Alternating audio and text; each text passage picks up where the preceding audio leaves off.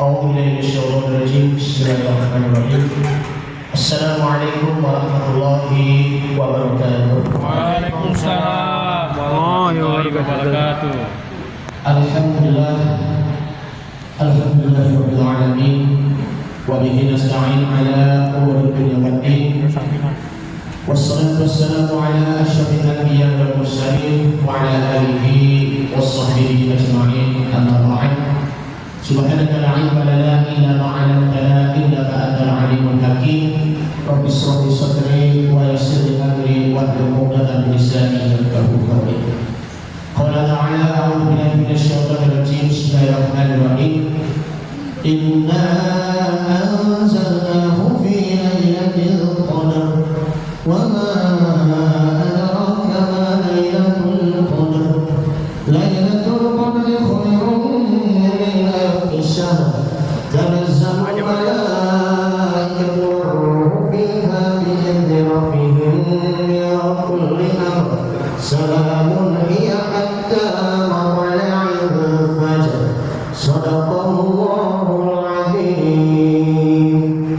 Wa qala Nabiyyu sallallahu alaihi wasallam taharraw lailatal qadri minal ashr al-akhiri fi Ramadan.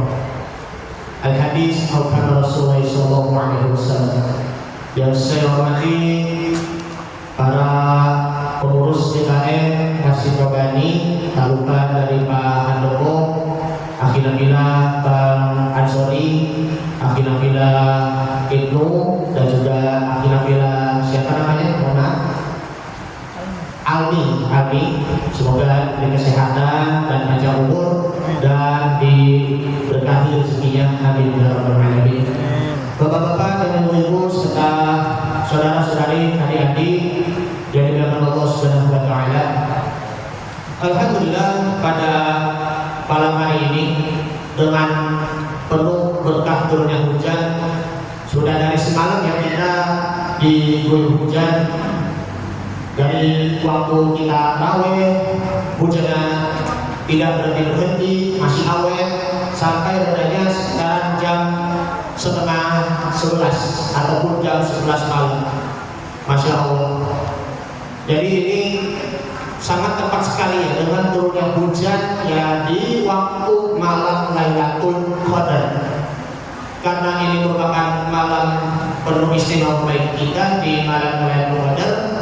Karena ya sesuai dengan temanya di sini adalah ada apa dengan Lailatul Qadar. Sebenarnya itu sudah sering kita membahas mengenai tentang Lailatul Qadar. Apalagi surah Al-Qadar yang sering kita bacakan, bahwa di situ di dalam surah Al-Qadar sini kalau yang kita sering baca Lailatul Qadri khairum min alfi syahri. Malam Lailatul Qadar itu lebih baik dibandingkan dengan 1000 bulan. Itu terdapat ada asbabun nuzulnya sebab-sebab turunnya Al-Quran. Terlebihnya di dalam ayat tersebut Lailatul Qadri khairum min alfi syahri. Ada kisah seorang lelaki Bani Israel yang bernama Syamun Al-Ghazali. Mungkin bapak dan ibu ataupun saudara-saudari belum pernah mendengar, yakni adalah Syamun Al-Ghazali. Dia adalah seorang petarung yang kuat, gagah, yang tidak pernah terkalahkan. Dia itu bertarung melawan musuh, terlebihnya orang-orang kafir, selama 1000 bulan. Bayangkan kalau kita sedang berjihad di jalan Allah Subhanahu wa taala, terlebihnya kita berperang melalui dalam kontak senjata nih ya. Selama 1000 bulan itu rasanya bagaimana? Lama kan? Lebih dari perang dunia pertama maupun juga perang dunia kedua. Syamun dia itu mengalahkan musuh-musuhnya sehingga mereka itu gentar dan juga ada rasa takutnya. Sedangkan kudanya itu yang beliau tunggangi itu tidak bisa terkalahkan pula. Oleh karena itu orang-orang kafir dia mempunyai rencana, yaitu adalah memanfaatkan istrinya Syamun Al-Ghazali untuk menculik Syamun itu. serta disiksa. Ketika si Syamur dia tidur malam, dia diikat oleh istrinya. Yang pertama tentunya itu adalah talinya dulu, tali biasa kan, kayak yang tali yang tambal seperti itu. Tapi si Syamur dia melepaskannya. Kemudian ikatan yang kedua itu, kalau Syamur itu dia diikat dengan rantai, tapi dia masih tetap melepaskannya. Sampai Syamur berkata kepada istrinya, kenapa engkau melakukan itu kepadaku wahai istriku? Aku hanya sekedar memujimu. Si istri dia diberi tugas sama si orang-orang kafir itu, demikian putusannya, karena dia ingin mendapatkan baki emas. Bayangkan kalau kita udah diiming-imingin ya di soko pakai uang begitu, ya udah akhirnya kita jadi masuk angin ya seperti itu. Nah, kemudian si iblis dia mendatangi kepada orang-orang kafir sampai akhirnya orang-orang kafir ingin mengetahui rencananya bagaimana supaya si Syamur itu tidak sanggup melepaskan dari ikatan itu. Akhirnya si utusan itu dia berkata lagi kepada istrinya, yakni adalah bisa nggak si Syamur itu diikat sampai dia tidak sanggup lepas? Bisa. Dengan cara apa? Mengikat dengan gombak ataupun geluk. Mungkin Bapak Ibu tahu ya geluk itu seperti apa. Rambut yang diikat itu yang seperti konde yang ibu-ibu yang lagi yang orang Jawa, ataupun yang sedang misalnya ada acara hajatan yang Jawa, perkawinan nantinya, ya itu namanya geluk ataupun yang semacam ya konde. Sehingga si istrinya Syamur itu dia mengikat kakinya dengan 4 gelung, mengikat tangannya dengan 2 gelung itu. Akhirnya orang-orang kafir itu menculik si Syamur Al-Ghazali itu dan dibawa ke rumah jagal, rumah tukang potong daging. Rumah jagal yang kayak di pasar-pasar tukang daging yang tok begitu kan, potong sapi ya kan, potong daging sapi, daging kambing ya seperti itu. Dan akhirnya mereka menyiksa si Syamur Al-Ghazali, dia memotong 2 telinganya, kemudian dia memotong mulutnya. Ketika Syamur disiksa, dia meminta pertolongan kepada Allah Subhanahu wa Ta'ala. Ya Allah, berilah pertolongan kepada hamba, sedangkan hamba sedang dizalimi oleh orang-orang kafir. Nah, karena itu si Syamur Al-Ghazali itu waktu itu dia diculik ke sebuah rumah yang amat besar, yang rumah jagal itu sebesar 400 zirah atau setinggi 181 meter, lebih dari ya mall-mall yang kayak di Jakarta, kayak di Mall Sarinah, Mall Bintaro Exchange, ya kan. Kalau yang rumah tukang jagal itu lebih dari itu, 400 zirah 181 meter, itu tempat penyiksaannya.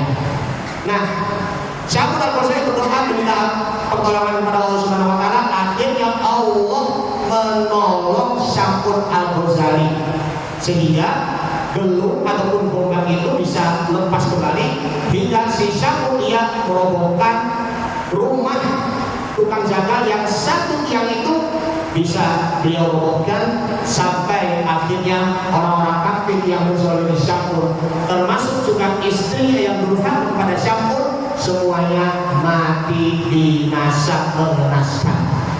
Ini ceritanya ya. Setelah itu ya si Syamur ya dia sehari-harinya di situ adalah dia qiyamul lail ataupun sholat malam.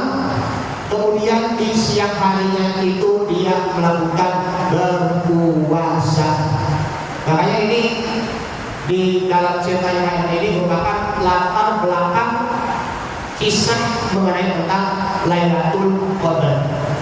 Hal ini pernah diceritakan oleh Rasulullah SAW kepada para sahabat-sahabat yang setelah Rasulullah bercerita, para sahabat itu bertanya, ya Rasulullah, apakah kami bisa mendapatkan Lailatul Qadar yang lebih baik dari 1000 bulan?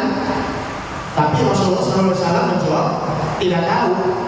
Maka malaikat Jibril diutus Allah untuk mendatangi kepada Nabi Muhammad SAW. Maka malaikat Jibril menjawab, ya Muhammad, ini merupakan keutamaan malam Lailatul Qadar. Disitulah ada fadilahnya yang lebih baik beramalnya daripada 1000 bulan. Inilah yang dimaksud di sini adalah asbabun nuzul, sebab turunnya Al-Quran surah Al-Qadar yang terdiri dari yaitu adalah 5 ayat. Dari cerita-cerita yang Al-Baqir sampaikan di sini adalah kalau di dalam ayatnya yaitu qaulul para mufassir Lailatul Qadri khairun min alfi syahrin, bahwa para mufassir mengatakan yang ini adalah amaluha wa siyamuha wa qiyamuha khairun min alfi syahrin. Amal solehnya, puasanya, qiyamul lail yang telah dikerjakan itu pasti ada nilai pahalanya yang lebih baik dibandingkan dengan 1000 bulan. 1000 bulan itu setara dengan 83 tahun 4 bulan. Bayangkan, bapak-bapak yang udah mau menjelang usia, ada yang sudah 60 lebih ya Pak ya, ada yang sudah 65 lebih ya Pak ya. Coba kalau bapak merasakan bagaimana bapak bisa diberi Allah panjang umur sampai usia 83 tahun 4 bulan, rasanya bagaimana Pak? Alhamdulillah kan Pak, bersyukur kan Pak, masih diberi panjang umur oleh Allah Subhanahu wa Ta'ala. Maka itu yang manfaatkan ya 1000 bulannya itu agar kita bisa mengisi kegiatan Lailatul Qadarnya ini dengan sebaik-baiknya. Iktikaf di masjid, ya kan? Kalau iktikaf di masjid itu ya jangan dianggap itu ringan. Di masjid ya sebentar, terus keluarnya sebentar. Di masjid lagi berzikir, sejenak terus keluar sebentar. Itu masukan itu bukan nilai iktikaf itu namanya. Kalau yang namanya iktikaf di situ ada adabnya, yaitu berlama di masjid, ya, berlama berzikir, lama membaca Al-Quran, tanpa perlu lagi ya kita perlu ya keluar terlebih dahulu, ya kan? Kecuali kalau ada keperluan yang mendesak ya seperti itu. Dan juga ya kita juga harus menahan hawa nafsu kita ketika kita sedang iktikaf di dalam masjid. Hindari juga tongkongan-tongkongan yang tidak bermanfaat. Hindari juga, mohon maaf, khawat berduaan sama yang memakruh ataupun yang berpacaran ya bagi yang belum menikah.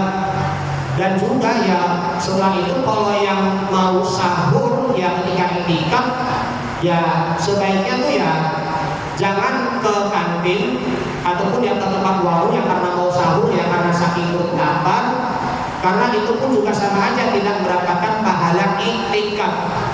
Lebih baiknya itu ya mau tak mau kita bawa nasi, bawa air.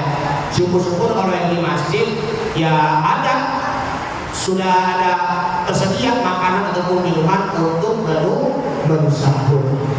Terus setelah itu kita mendengar ya dalam hadis Nabi Muhammad SAW, hadis yang sudah populer, taharrau lailatul qadri, carilah Lailatul Qadar minal asri awakhiri fi Ramadan, pada 10 terakhir di bulan Ramadan. Ada juga riwayatnya di sini adalah 9 hari tersisa, 8 hari tersisa, 7 hari tersisa. Ada yang ya hitungan secara maju, ada yang juga hitungan secara mundur. Kalau kita ingin meraih Lailatul Qadar sini, ya kita juga harus niatkan hati kita karena Allah untuk beriktikaf, membaca Al-Quran, berzikir agar kita bisa meraih keutamaannya Lailatul Qadar. Karena itu dalam hadis Nabi Muhammad SAW yang diriwayatkan oleh dari Siti Aisyah, Aisyah radhiyallahu anha qala Rasulullah sallallahu alaihi wasallam, man ahya Lailatul Qadri, siapa yang menghidupkan Lailatul Qadar, sholat fiha rakaatain, kemudian dia melakukan sholat 2 rakaat, dan dia itu adalah qiyamul lail ataupun yang juga sholat malam. Wa tsumma istighfara fiha, kemudian juga beristighfar kepada Allah Subhanahu wa taala ghafarallahu lahu, maka Allah Ta'ala akan mengampuni dosa-dosanya baginya. Nah ini qadha fi rahmatihi, yang terjun kepada rahmat Allah Subhanahu wa Ta'ala. Wa mashahu Jibrilu bi janabihi wa man mashahu Jibrilu dakhala jannah. Lalu si Jibril itu dia mengusap sayapnya. Barang siapa yang diusap sayapnya sama si Jibril, maka dia itu akan memperoleh masuk surga. Bapak-bapak, ibu-ibu yang dimuliakan Allah Subhanahu wa Ta'ala, jangan sia-siakan Lailatul Qadar. Kalau kita menganggap sepele Lailatul Qadar, maka mohon maaf, kita bukan mendapatkan Lailatul Qadar, akan tetapi malah mendapatkan Lailatul Qadar. Jadi semua pahala kita itu akan menjadi qadar, sia-sia. Naudzubillah, summa naudzubillah. Baik, ini saja dulu yang akan kami sampaikan. Mudah-mudahan bermanfaat. Mohon maaf bila ada kekurangan dan kesalahan, baik itu dari perkataan, perilaku, sikap. Dibukakan pintu maaf yang sebesar-besarnya. Yang benar hanya dari Allah, yang salah dari Anda sendiri. Terima kasih. Jazakumullah khairan katsiran. Wassalamualaikum